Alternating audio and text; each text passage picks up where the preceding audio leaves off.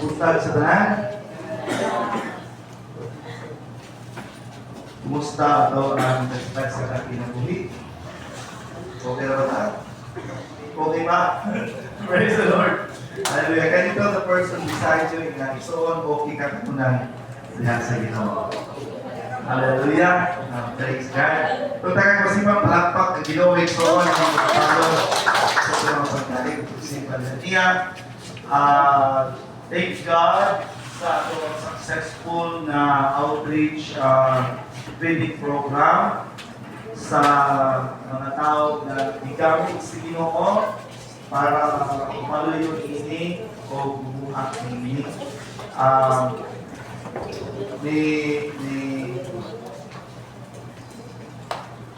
Ni rates ko of 3,500 para sa mga na kanartigo.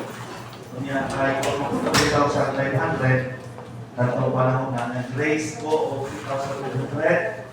So, ang akong amigo na si Brother Roldan Haba, katulingan infidels niya ani, nihatag siya o 4,000. Iyan ipadala dito sa Gcash account ni Sister Genevieve. 3,500 ato, ako yung gamit para sa feeding. Ang 500 ato is ang gahin para sa kahit mga bulangol. O katatayan, nihatag sa sila 1,000 at 500, si Brother GC, si Brother Cargo, nihatag sa sila 1,000 sa ban, si Brother 1,000 sa ban nihatag. So, thank God for the success, and last Tuesday, diri sila, only ang dagan, ito ang nihatag post, kanang bukas o mga binata o sa naman noodles, kape o kumanta. Then, pagka by size, March 26, dito na nato ibuhat ang mga feeding dito sa Port Abel Kaba. Kuyog ang mga ladies and men's ministry. So, wala lang ko yung picture sa paghatag sa bugas, pero si Kasuroy, kung gusto mo, suruya lang ang iyang vlog na dito, si Kasuroy, kumplito ang iyang account.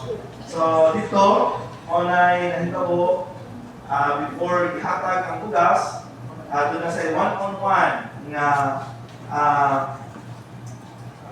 pag-share sa pulong. Before ang one-on-one, Pastor Noel shared the Word of God sa katibukan o dito'y one-on-one. So, salamat sa Ginoo sa mga isuon na nagpagamit sa Ginoo. Hallelujah! Praise God! So, mauni sila, di one-on-one. So, may nag-gagrap yun, kasi English yun. So, salamat sa Ginoo. Doon ay mga tao ng hilak, at tumban ng tiil. No? So, dito sa ato sang tigong ang mga bata. Tigong, di pakanta, tagaan po nato o nagpuwing picture sa pagkakagong access.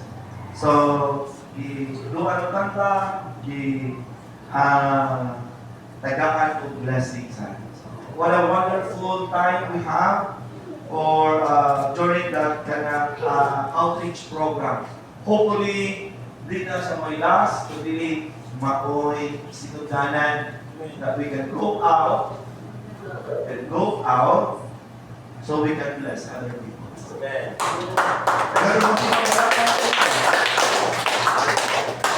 The reason why we desire to be blessed by the Lord so that we can be a blessing to other people. Kung ang atong tinguma sa kinabuhi igo at makalampok dyan, wa dyan tayo ikahatag sa uman. And our desire as believers, especially in this church, we need to desire more from the Lord so we can be a blessing to other people. So, tingnan mo nung Pastor Noel na okay naman o di nyo kadawat o something, basta lang mawalihan sa pulong. Ako po sila tingnan dito na pagpakamit sa pulong sa Ginoo, kini ang mong ihatag, agiran niyo pagpakita, makuptan din niyo kung sa kamaayon Ginoo sa Ginoo. And the Lord is good to that. Kung man itong trabaho sa una pang panahon, dito po halos na nato, dito po ang atong lungsod, dito ta sa Sudon, Cambaol, Kayakay, Namuilaw, dito sa poblasyon, sa Progreso, na po ng itong panahon na sa dihang pagsugod ang year 2018 na 19, sa dihang ang church na hinahinay na siya o gitunga na nato dito na sa kampo. Muna may gustoon na usani sa kasing-kasing sa Ginoo that we can go out and share the Word of God. Because we don't know kung ano sa balik ang Ginoo. Kung niya ang atong paghimo og outreach, usani ko pamaagi aron mas budali ang pagbalik sa Ginoo nga mawali nato ang iyang Word. Amen. Amen. Hallelujah. And today I will be sharing with you, thank God for this, I will be sharing with you, I would like to title this message, Be Ready. Kinahanglan, mahimo ta, anda. Anda na ba ta? Bisag kung sa itabo, sa kung ginabuhi. Ningon niya sa Matthew chapter 25, verse 14, therefore, keep watch, because you do not know the day or the hour. Kung kano sa mabalik ang Ginoo, kung kano sa mabalik si Jesus.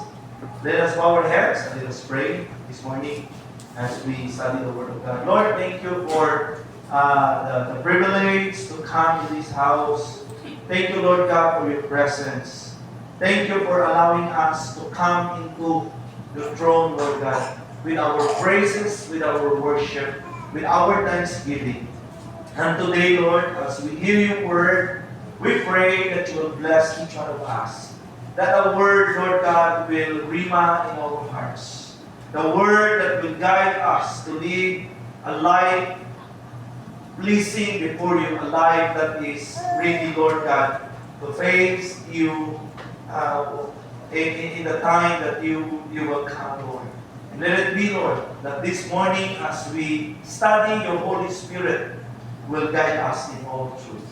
And thank you, Lord God, whatever things na among gidaladala sa pagkinabuhi, whatever things that we need today, Lord God, I pray that you will minister to each one of us. Bless us today. Embrace us, Lord God. Touch every one of us today. And be this word that we declare, Lord God, you will, Lord God, confirm this with signs and wonders, with all the guidance of your Holy Spirit. We thank you for your presence this morning. In Jesus' name we pray. Amen. In Matthew chapter 25, verse 14, it's in the passage, or it's in the story of verses 1 down to 13. When Jesus Christ was telling to the people, therefore keep watch, because you do not know the day or the hour. Jesus Christ delivered or shared a story, the parable of the 10 virgins. So, halimbawa ni, itong napulog ka mga dalaga, ang 5 maalamon o ang 5 nahimong turn sa buwang-buwang. Foolish. Foolish and the wise virgins. Into the parable of the 10 virgins. In this story is a backdrop of the first century Jewish wedding. Kung hindi mo masabtan, kung hindi mo tanawon ang background ani nanong unsa day ilang kultura sa ilang kasal sa unang panahon. So the first century Jewish wedding where a bridegroom, ang bridegroom accompanied by friends traveled to the bride's home. Travel siya at sa balay sa babae for ceremonies before leading a procession to his own home at night. It emphasizes the vigilance, instructing believers to be prepared for Christ's return, which is likened to be the bridegroom's delayed revival. Arrival. Ang naitabutan nito sa story, gigamit ni Jesus ng istoryahan para masabtan sa mga tao, what is the kingdom of God? So, doon ay napuno ng mga dalaga na nagulak sa bridegroom, aron ilang sugaton padung nagto sa babae. And the story is telling us that the five were wise because nadala sila og oil. Dito kinahanglan sa ilahang pagtagbo, doon na sila suga, the torch. And torch is fueled by oil. Ang lima, they have their torch, pero na sila oil, pero wala sila reserva. Doon kaya na-delay in the story because the bridegroom's arrival na-delay. It took them pila ka oras. Ang lima na Polish, ang ilang suga, ilang torch is wala na magsiga. Pero ang lima, wala kasab nagsiga. When they ganay singgit nga naana ang kumanunon. Kining lima na nagdala o lana, oil, ditibo. Ang lima, tewa ka ng ilana, nangayot sila ng lima. Ikaw sila ng kagana. O ningon ang mga babae, dili na mo pwede ikahatag ang among oil, di mo orkoy na alam mo. So lakaw mo palit ng tindahan. Palit mo. Ang story na ingon, when they go away to buy an oil, niabot ang bridegroom, the five, they were the one to usher, and they were welcome in that kind of ceremony. Pero ang foolish na babae, lima ng mga dalaga, pagbalik nila, wala na. No chance. Then according to the story, the door is already closed. And a coordinator being on, no chance for you to get inside because I don't know you. And the Lord Jesus Christ concluded that parable saying, therefore, keep watch, because you do not know the day or the hour kung danas ang abot ang Panginoon. And it emphasizes the second coming of the Lord Jesus Christ. May this story today will give us insights and how we keep watch, kung saan na ito pagtukaw, kung saan na ito pag-andam sa itong kinabuhi, niining mo ang sitwasyon na kung sa itong pagpaabot niya ng Jesus Christ sa iyang pagmalik na isa. Amen? Okay, this story is just, keep watch because you don't know the day or the hour. So if we begin to read the story, I will just read the story later. I'm just relating it for you to have this idea. So when I study this passage, this parable, ako'y nakuha,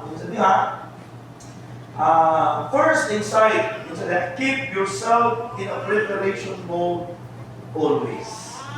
Kinahanglan ang inyong kagalingon sa pagkakuning ibasa, akong ipamandungan, nahatod ko sa pagpamalandong o nakuha na ako na kinahanglan our akong kagalingon, we need to prepare always.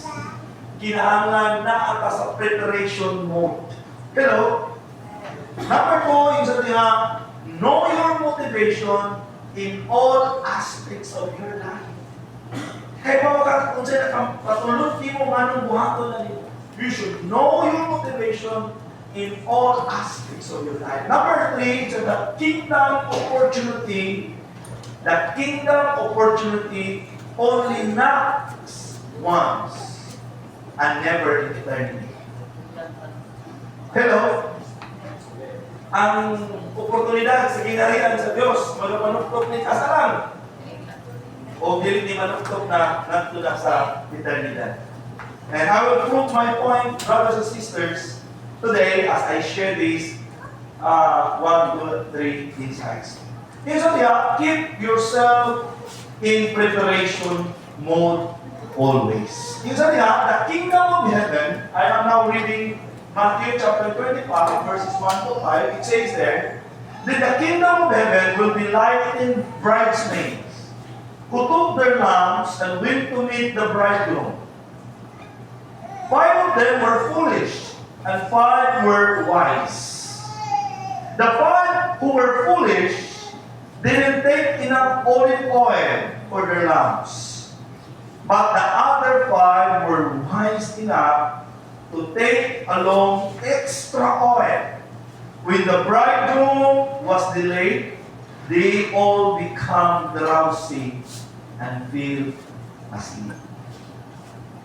This is a story, or this is a parable that gives us an idea that we need to prepare always.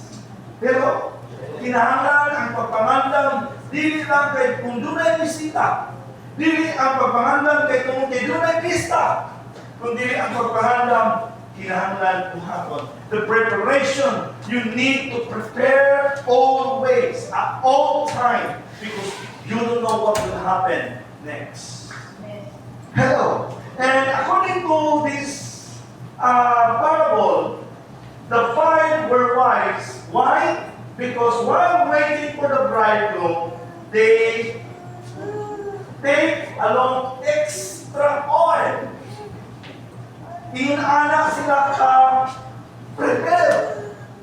Ingon-ana sila, ilang gibuhat sila kinabuhi. But the foolish, 5 were foolish. Why? Because they don't take extra oil. And you know what? When they were waiting for the bridegroom, and they were thinking he will arrive early, as soon as possible, but no, the Bible was telling us, the bridegroom was delayed. And you know what happened? They all became drowsy and fell asleep. Silang tanan.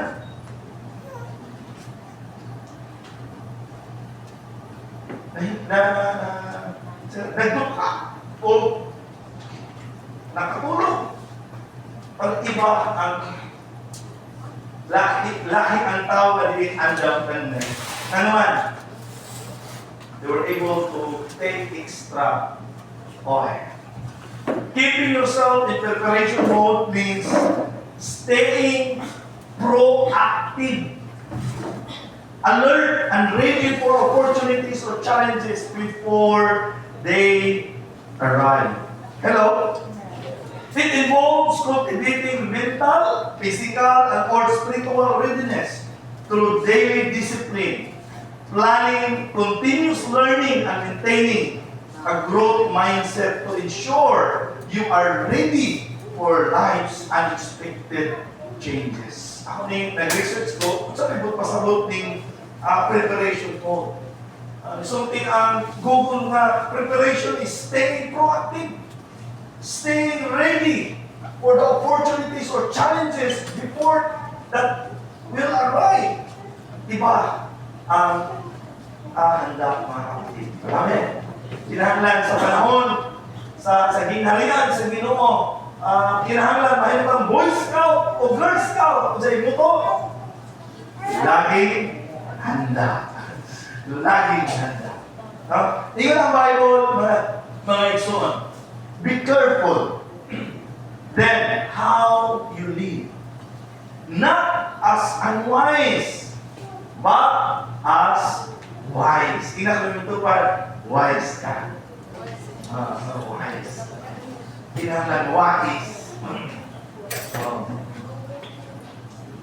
Nga naman, you need to be careful how you live. Dili ka pwede parehas mga foolish. We need to be wise. Ano man, making the most of every opportunity. Why? Because the days are evil. Sa mga nga nakukuha, kung nakaman gani, kahigayunan, kagihatag sa tuwa, we need to grab that opportunity. Why? Maabot niyang panahon, hindi na tama kapahandang ikso. Hello? Ngayon sa diha, ang mga Olmegas, the ants, they are preparing in good times for bad times. Hello? Inanak ako Olmegas. We need to learn from the ants. They are preparing in good times for bad times. And according to the Bible in Ephesians chapter 5, verse 15 to 20, it says, therefore, do not be foolish, but understand what the Lord's will is. One way to prepare is to understand kung sabay kabubuton sa Ginoo sa akong Ginoo. Kung sa'y gustos Ginoo na akong buhaton in this period of time, in this challenging time, in times of crisis, what is the Lord's will in my life? Hello? Careful. Dili pa mong careless.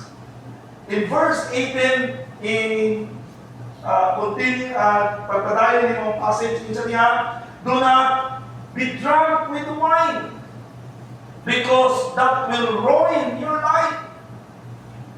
One way ay to be wise, to make the most of every opportunity, and to understand the will of the Lord is dili niya itaanay, instead do not be drunk with wine, because that will ruin your life.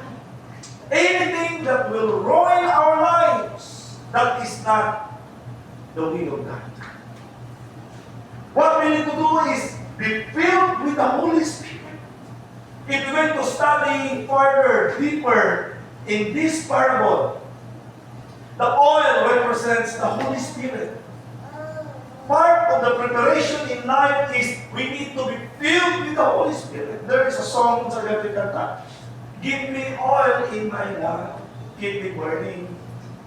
Give me oil in my lamp, I'm free. Hallelujah! Diba? Give me oil in my lamp, keep me burning. Kanis madali na may kalibilan ng stability. Diba?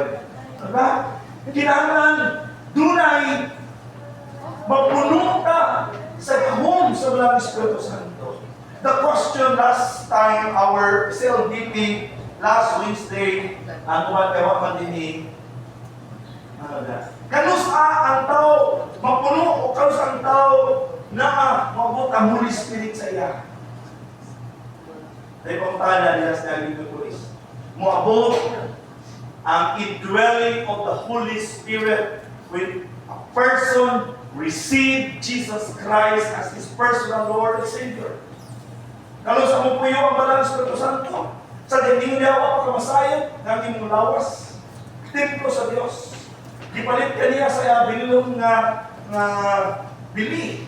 Iyan ka galinong dugo, na iyang Balang Espiritu Santo ni puyo na diha sa imong lawas. Ikaw na, mao'y templo sa Diyos. You are the temple of God. And the Spirit of God dwells in you when you receive the Lord Jesus Christ. Pero di lang na diha ni Human ang pagtutlo sa pulong sa Ginoo. The indwelling of the Holy Spirit dili ra diha taman ang Ginoo. Because when Jesus Christ came, he went back to heaven, was telling his disciples, wait for the power. When the Holy Spirit will come, He will give you the power. The Holy Spirit is already in their hearts. But in Jesus Christ, wait. Not only the indwelling, but in Jesus Christ, that He will fill His people with the Holy Spirit. So that people will continue to do and perform the miracles of God. So that they can go out with boldness. Yes, in that indwelling of the Holy Spirit, it will keep you alive as a Christian. But the infilling of the Holy Spirit will make you bold in sharing the gospel And in order for you to live God's anointing that would break the yoke, brothers and sisters, not by might nor by power, but by the Spirit of God. In feeling, tingin sa diha, be filled with the Holy Spirit. Part of preparation of being a Christian is to be filled with the Holy Spirit. How are we going to do that? Singing psalms and hymns and spiritual songs among yourselves and making music to the Lord in your heart. Do you still have music in your heart? Hello? Mura pag-usahay dito ng wala na music in the heart, no? Labi nagdaghanan, mahal na kayong gasolina. Mahal na ko. Wala na music in the heart. There's no singing in the heart. Kung saan namin naan, complaining from the mouth. Why? No? Para mas pinwell na nagtudok na rin mga bata. Ay ganahan mo rin sa mga bata. Dilakaw ko. Kasi may upgrade ko na siya. Dito lang yung tulog ng mga bata. Ay ganahan ko mga bata. Dito ko sa mga bata. Pagkanta lang ko sa mga bata, akong gibinawa ng mga bata. Mga, manhatag ninyo regalo. Ingon si Namata, hatag ninyo regalo, pero wag nila ikahatag ninyo. Pagkasa. Ingon, mas Pinuel, ito ba si Pinuel? Mga tagabugas, wag tagabugas pa ay! Saan pa tingin si Praise? Atsuwa! Sahay ba? Makita ito ni mo kung sa tinuod, nas tinuod. Sahay, ang mong gawa sa iyong ngabit, ang tinuod. Pero abin ninyo may son, kung sa anay at upaton. Whatever situation that we are facing, let that singing from the hearts, music to the Lord in your heart. Amen! Okay? Kaya bang, nakahindom ba ba? Wala ba mo yung panahon sa inyong kinabuhi, kay mata ninyo, magtutagwi-tagwi ka. Ito na, magkuyat-kuyat ko sa mga matil. No? Nga naman, there is something in your heart. Something na dunay maayong butang ng hita po. Sulod sa iyong kasing-kasing mo ng tutagwi-tagwi ka. Magdudun-dun-dun ka. There is music to the Lord in your heart. And part of being ready and prepared, brothers and sisters, is that we need to continue worshiping before God. And so that give thanks for everything to God the Father in the name of our Lord Jesus Christ. Amen? Amen. Hallelujah. Let's continue. Means be very careful then how you live. The days are evil. Kumusta ito adlaw? Kumusta atong nasod ka? Dihay hearing gas ni Abing sa mga senador, ninyo na senador, nanong gipaligya ninyo yung gasolina na old stock pa man eh. Ninyo mo yung gipaligya 60 or 120% ang tubo. Karon, kung yung tanawag, 120 ko na. Gas ni Abing. Saon lang eh. Be careful. Dito sa yaman ng oras, magsigag si cellphone. Magsigag. Nainit pang panahon, matatag sa lubuntag, tanong-tanong, kagayag ng sibuyas, ahos, kamatis, salmon, o tinapa. Tanong-tanong, ikahapon ko, alas 3, alas 1, tanong-tanong. Kinahanglan na himot ang wise mga igsoon. Sa pagkinabuhi na ako, yung kalimutan, nakasalta ng pako ng Jesus Christ. Amen. We need to be careful. Not only the physical things, but even our spiritual things. We don't know what will happen. Ano yung mabuting panahon, nagalahan ko. Na? Mupalit ang sakyanan, pero kung may gasolina, mupalit ko kagkabaw. At ito ang mga pinili, kailangan kagkabaw. Okay na ito na. Ipaguyod na ito ang kagkabaw. Kung may gasolina. Lisod kayo na. O eskwela ka natin sa eskwelahan, na ka ihatod motor, ihatod na ka o kabaw, okay na. Ha?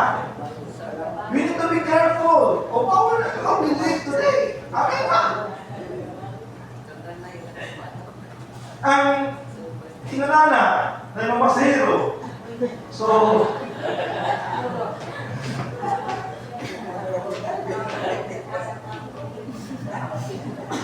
kailangan mamalig ka, pero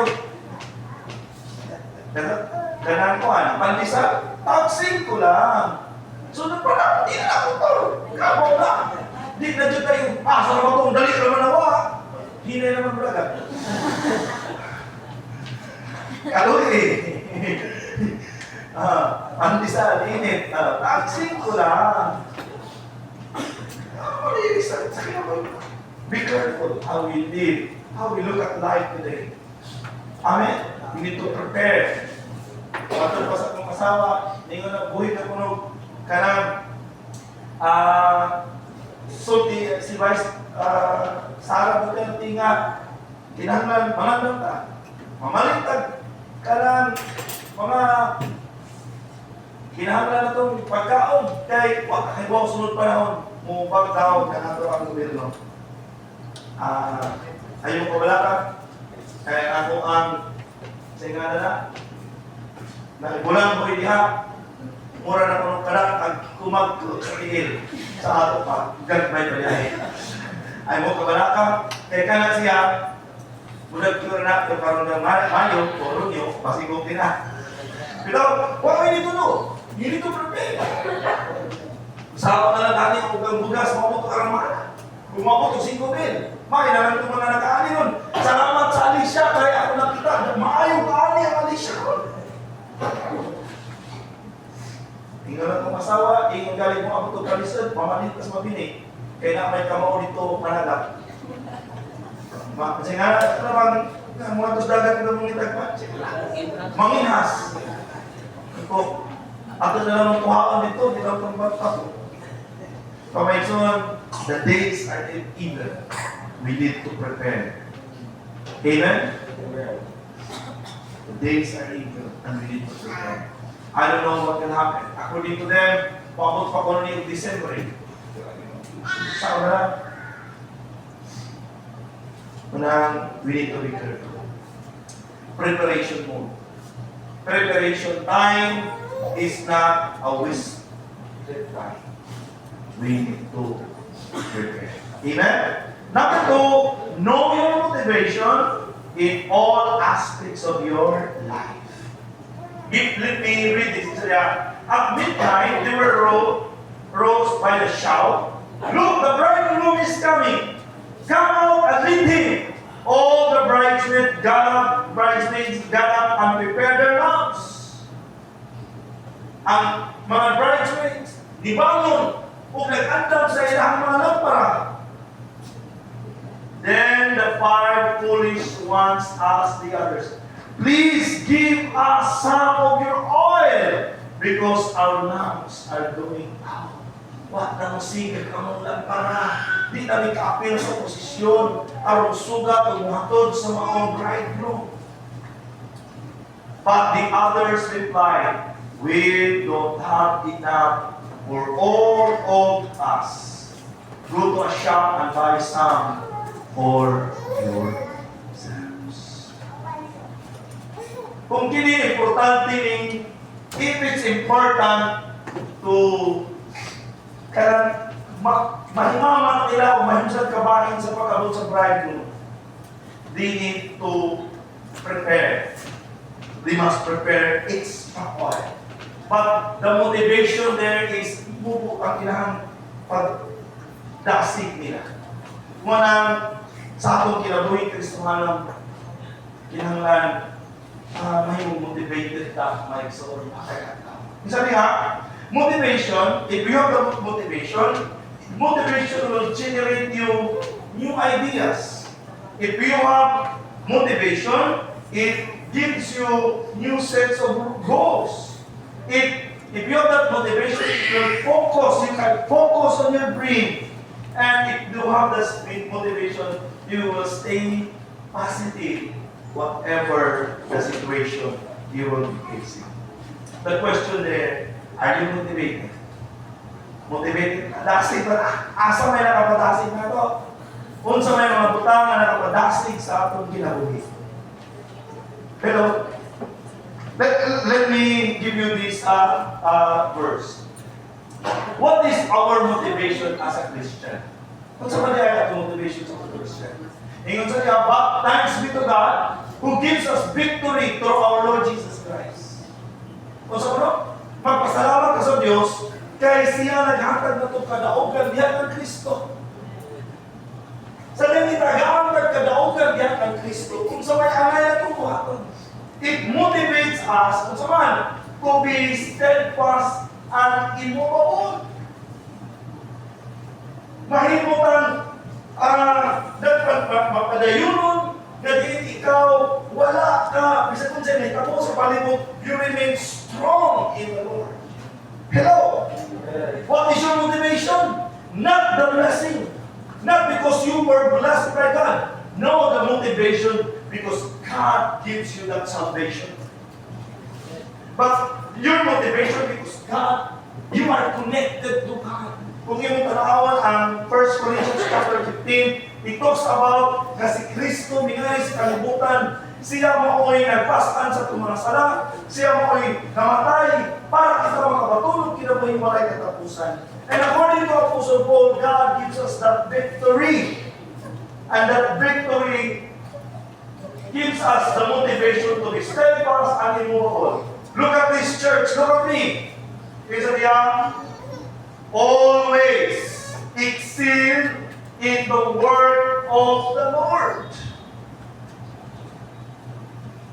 Bisan di ay kung sa mahitabo sa itong kinabuhi, ang excellent way of serving before God mo ito iba. Kung sa bro, isa kung sa mahitabo tulong ka ng atong motivation, gugmas Ginoo, dili panalangin. Diyan ko ba? The best. May tulihatag kasi. The best. What motivates us? The love of God, the salvation that we receive in Christ. The best. Punta na rin yung magaling mo. The best ba ang inyong nahatag na ito Ginoo? Siya ba ang the best para sa inyo? You serve God in an excellent way. Excellent. And you know what, church? If you live an excellent life, I will tell you, living an excellent life, there is a high demand. Grabe ang demand sa usa ka tawo na magkinabuhi, doing the best for God. High demand. Dami, eskwelahan na ako nakitaan. Na-eskwelahan ako nakitaan. Sa Facebook, ay ang ilahang na kanang outstanding pupil nila o student nag-deliver of speech. Kung saan valedictory speech mo na.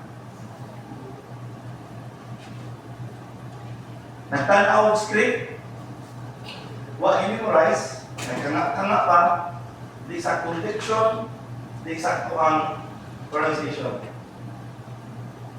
Naran po, mo po tayo ilang pamahagi. Dili sa akap, di pwede. Di pwede i-memorize. Di pwede o dili sakto sa pronunciation. Dili pwede nga di sakto ang voice. Demand. Excellent demand. There's a demand. Kung sa imoon, pabalik-balikon. Pabalik-balikon. Akong paminawon ni Ma'am Michelle, paminawon sa teacher, di pa mao. Balik ang pa. Di pa mao. And there's a demand. Di pwede na pakuan-kuan. Because we want that excellent. How much more in serving God? How much more in our service in the Lord? Always excel in the word of the Lord. because you know that your labor in the Lord is not in vain. Tinon ba igsoon, ang ato mga paghagot yes Ginoo dili malabay kawa. Amen. Naka-share lagi ko des nga mga memes dito sa Pilar ko Sulwer. Yan ako sa eskwela ko dito sa seminary. What to ko'y saktong gamit. Akong sapatos, swilas, bulak, nalimamo, gilabay dito sa kanan na ay sa tawag ka na. Dito sa basurahan, sa kauman. Ang akong pagkaon sa kaandaw, huwag may pamahawak, huwag may ito, ang hapon ba. When I was there in Cali, sa seminary, ni-share ko during sa preparation, dito mi sa UB, ang inaw mga estudyante, kaya pagkara ko mga graduate. Dito ko sa UB, ako ang igsoon, buwan ako. Ipagawas ko sa klase. Nga naman, huwag mong ko'y bayad pang tuition, hindi ko matay sa exam. You go out without taking exam. What's very humiliating ito pa natin. Kung bata pa mo na ito, di pa mo matugwa ko, pero dahil natugwa pa mo naman. So, very humiliating. Kulit ko, pero nakaraos din. Pagkaon, wag may pagkaon, hiwawan ng mama maestra. Pagkaon na mo, wag may pagkaon. Hindi ko na kung magbuwang, wag pa padali kalaban. No, wag pa ipada sa sige na ba, iutik yun. Ito yung tawag tayo ihangka. At sa ganito yung tawag sa Karjon. Wag. So, hindi ko na magbuwang, alam, nalakaw pa. Nalakaw ni, dito Miss Yumi Quadrangle. Itagaan ko niya o toothpick. Itagaan ko toothpick niya mo. First year pa mo na to. Siya kay third year naman. Toothpick. Maghakay ng toothpick. Sa toothpick ng gano'n. Kaya naman, ulit na tarong-tartaan. Ulit na ito, may ito mga kaulan sa puting house. Hoy, humanalis kang taon. Kaya nagdaan ng toothpick. Life is very difficult. Sa dahil eskwela ko o dito sa Tamilaran, ang ako ang pantalon is duha ka buok, isa ka buok. Akong t-shirt, tulor ako. Kaya lang po, karon Lunes, isuotin ng isa. Bunda ka na po isa. Di karon di mahilo na, di balik ko ng isa. Itulor lang ako. Ang akong sapatos, di ako kapalitan sa patusan. Dato ang pikas, gamay ang pikas. Kung magigana, magpapalit, ang pisulas kinabuli. Araw ng pisulas. Life is very di mataba. Araw ng pisulas. Nakainom ko, di padalaan may isa kagamit ang bugas. Ni mama. Gilupot ang buwan. Ipasad na dito. Kaya kumawar din pa yung padalas ang inahan. Kaya kaya yung salihan, loan. Puro loan na lang yung mga loan. Hindi pa dahil ako.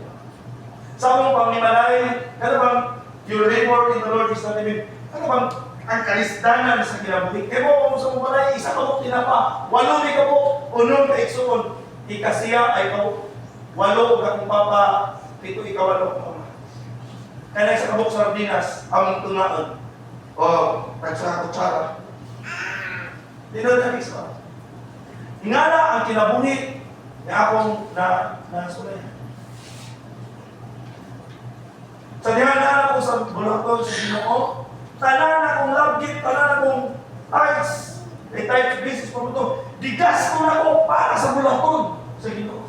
Pero na, ang akong class ring, ako ang nakay singsing sa seminary, akong college ring, akong giprenda para sa bulaton sa Diyos, kaya kong malukat hangtod karubuhan. Di mo anak ang pagtrabaho. Yun anak ang pagbuhat. Pero you know what, brothers and sisters? Nanong libuhat to. Itong titibaw kong importante na ang mga tao masyera sa pulong sa Ginoo.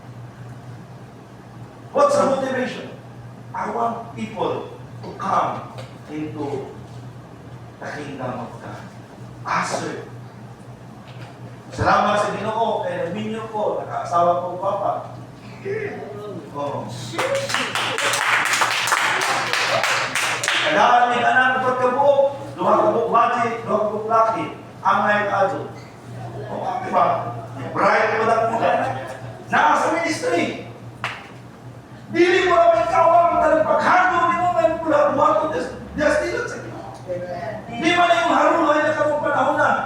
Nakaingon lagi ko, bahala magsabi ko, kung di mo ganun na madawat ang akong reward, dinis kalibutan. Siguro sa langit, madawat ka. Sa langit. Dahil panahon na magluhod tubig kong Ginoo, kung di ka lang yung tabangan ng problema, bakit yan lang ako? Di grabe. And it's the motivation in life. Kung sa may makamotivate ako, doon ay Diyos na nagpakamatay. Doon ay Diyos na nag-suffer para ikaw makatulog kaluwasan. Ikaw sa di ko nalanginan, karoon mo ang panalangin. Do you think that enjoy ko as in enjoy? I'm still continually investing in the kingdom of God. Nano? Kaya bawa ko makinahanglan magdalatag pag mga katamhan din sa ilan sa inyo. Nangyari ko sa mga kagalingon, pumundaman akong eskwelahan, ako na ipasa ni Pastor Noel ang simbahan, pati ko bumatigwa ang dali. Ako yata Pastor Noel, akong baton, maglingkod-lingkod sa lang. Parehasa ka akong heart, sayang yung heart, di na mapitik. So sayang yung heart, wala mapitik, pitik sa gamay. Pero nga ngayon, ani, we are waiting for the Lord Jesus Christ. Nagpaabot ba, kung karoon sa mubalik ang Ginoo, nagpaabot ba sa mga tao na madalayas nilang sa Ginoo. That is our motivation. Why we want to suffer. Why we want to do things in the Lord. Bisan kung mag-unsa na itagan sa atong kinabuhi, maigsoon. Pero, mapamaigsoon. Kung tingin na, kaya mo na. Naiuban, maiksi lang sa life. Pwede naman maiksi sa life. Just like the 5 foolish and the 5 wise. But at the end, the door was already closed to them. They missed the point. Mga sa atong kinabuhi, maiksi. Who will separate us from the love of Christ? Will trouble or distress or persecution or famine or nakedness or danger or sword? Walay makapahimulan nato sa Diyos. Bisag kung sa mga kalisod, kita pang taga-Bohol, di abot gali ang gasolina sa una, 150 gipilahan pa nato, di ba? Hello? Gipilahan pa nato, o di pa ito nangagawa, di pa pilahan pa nato, hindi pa. Giraras na yun. No one can separate us from the love of Christ. Kaya bisa kung sino hitabo sa itong palibot because our motivation is the love of the Lord Jesus Christ. Bisa kung saan ang kalisan at itong matubangon, manimbag ang puta. Amen. Amen! Manimbag ang puta yung linggo. Nagamun tayo Ladies and Men's Fellowship. Nagamun Youth Fellowship. Doon nagamun Children Ministry. Amen! Sugot kung sa di kanak mapagkanta walay kwanta makaluya hello walay kwanta makaluya sugot kung di makaluya kesa walay kwanta walay kwanta makaluya di raw pwede maglakaw ra di nakasimba kahit may gasolina mo ada ko rin kumay gasolina ko rin hello kaya nga may soon before ni mga ko ang atong motivation dili panalangin ang atong motivation ang gugma o ang kaluwasan sa Ginoo. nihatag nila.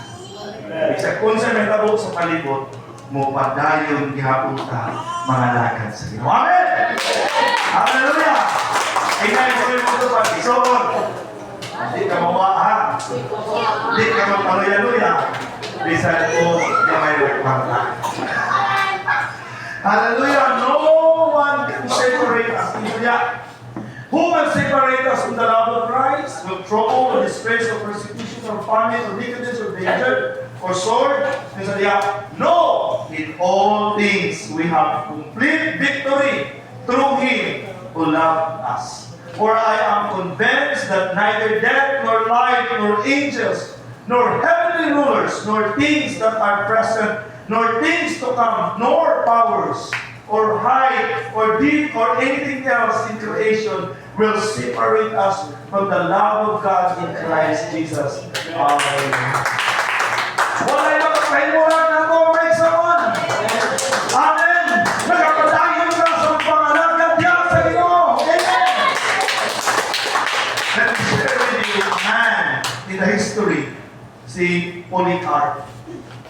Si Polycarp, giingnan siya, deny Jesus Christ as your Lord and confess Caesar is Lord.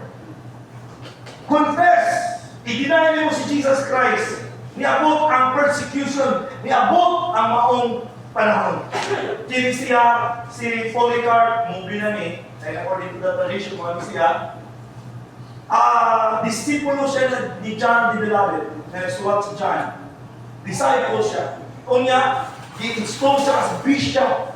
Pero sa dahang na ang persecution, giingnan siya ni sa usa ka ni proconsul Statius Quadratus, who gave him a chance to denounce his faith.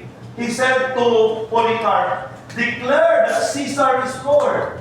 Polycarp responded, "I consider my Lord Jesus Christ the Son of God." Ingon ang governor. The governor added, "What's wrong burning some incense before the altar of Caesar?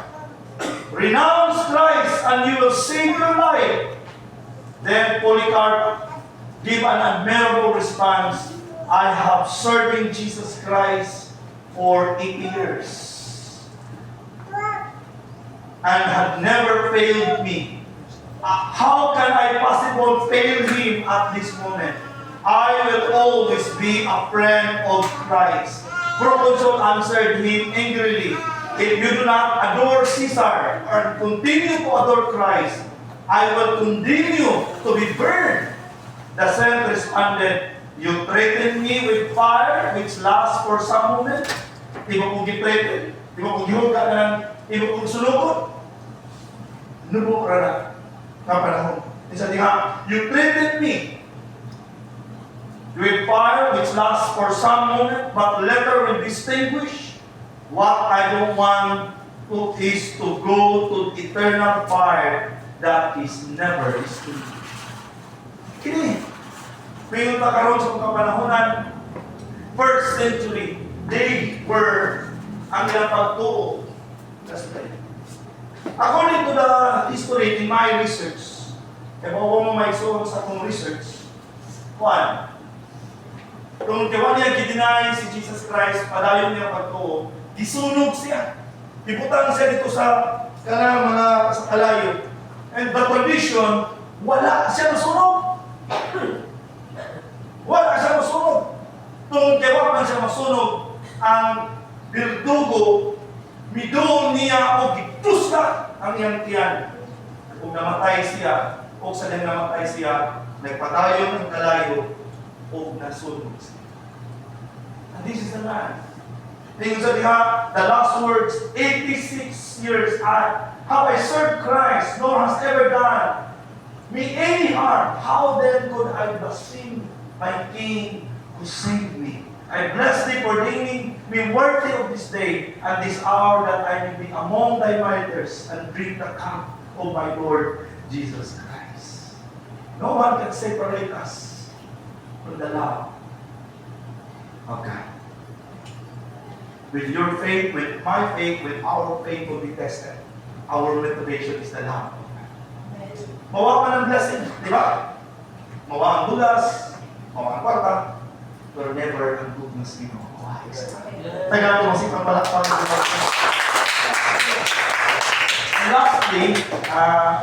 Lastly, kingdom opportunity knocks once and never in eternity. Isa diha, ako ni Gerantro para ka makamanta. But while they were gone to buy oil, di ba? Tingnan ka ni? While they were gone to buy oil, I'm reading chapter 25. The bridegroom came, then those who were ready went with him to marriage feast, and the door was locked.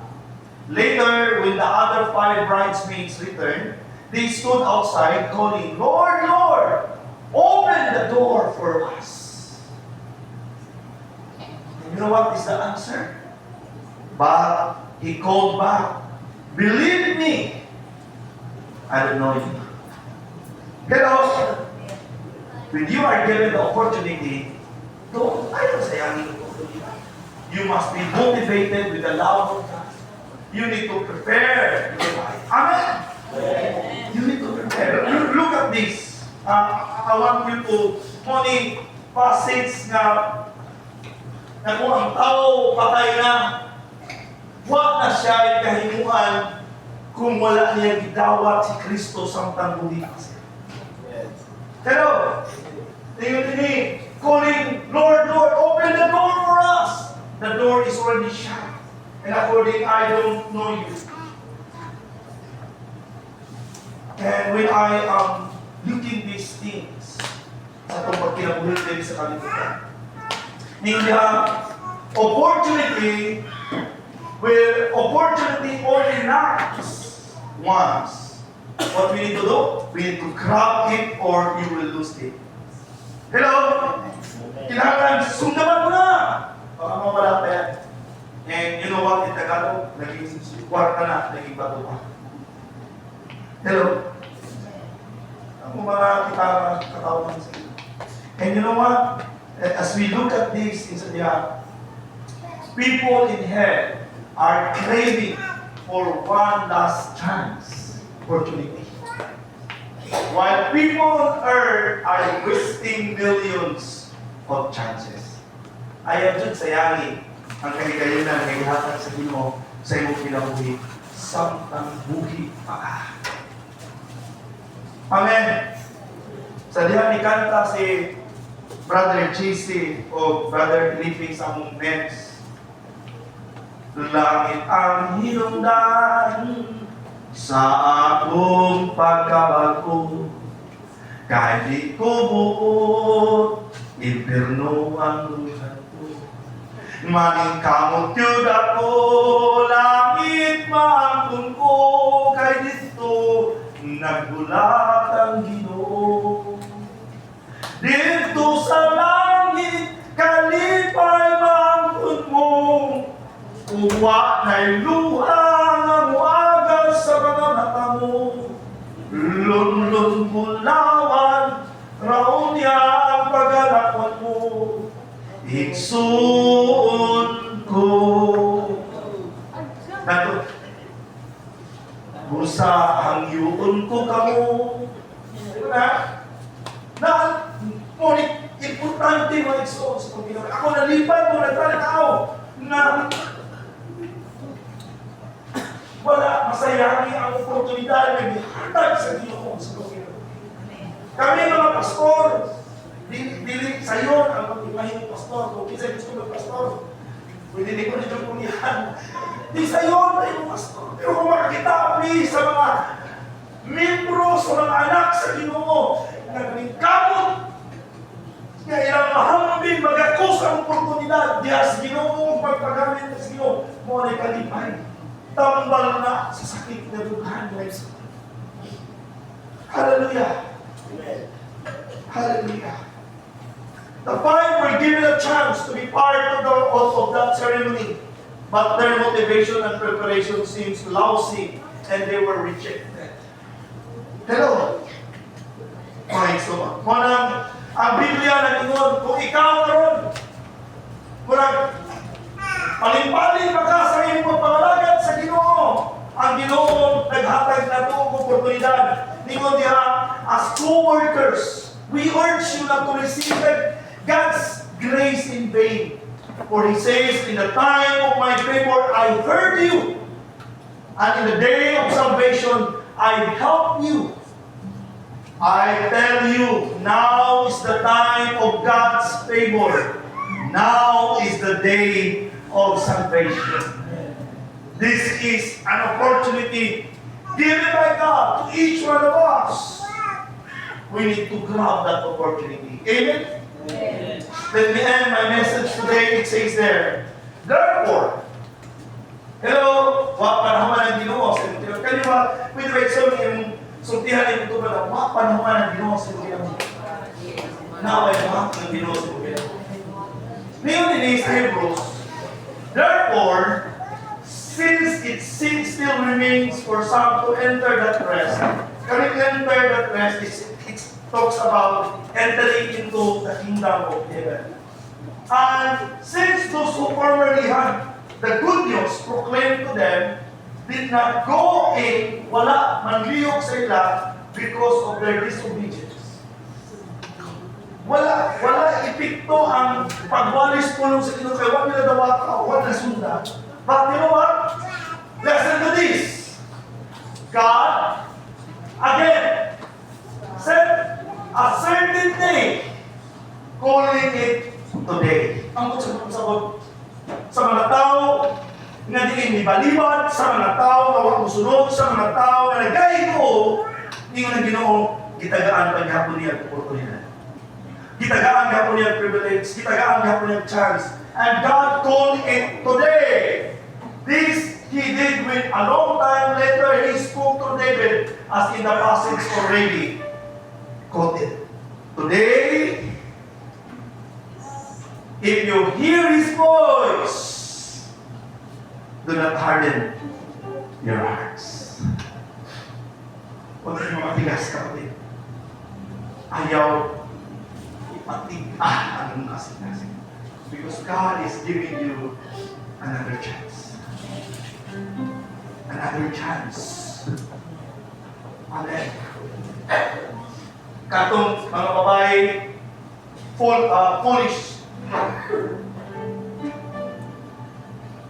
No more chance. Because God was using it as an illustration how we prepare our lives.